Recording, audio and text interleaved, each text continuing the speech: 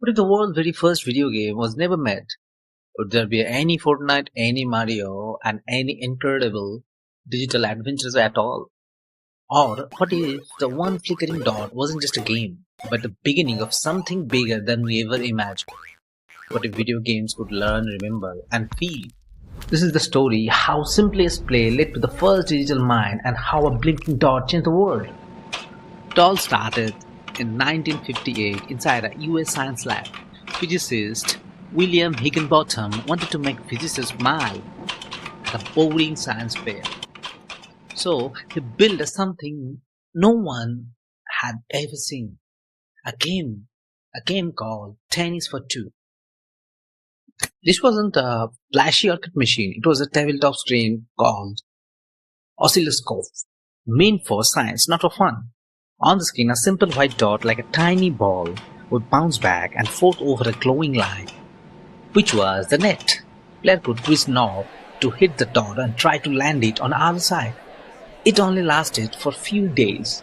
It made no money, and no one outside the lab knew about it for years. But Tennis for Two was the world's very first virtual game. After Tennis for Two, new ideas started to grow.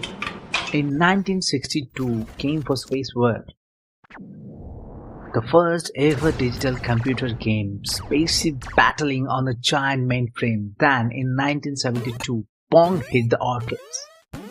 It was the first game almost everyone could play and helped launch the whole video game industry.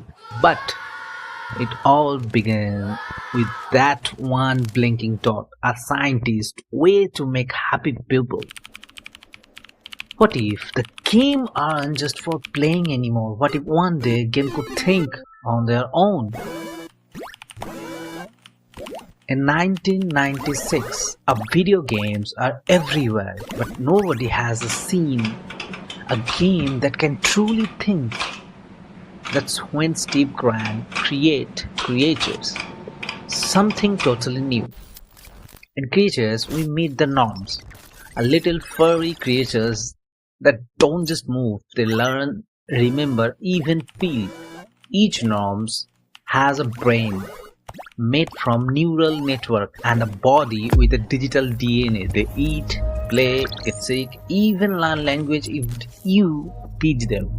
This was the first game to ever use a real artificial intelligence.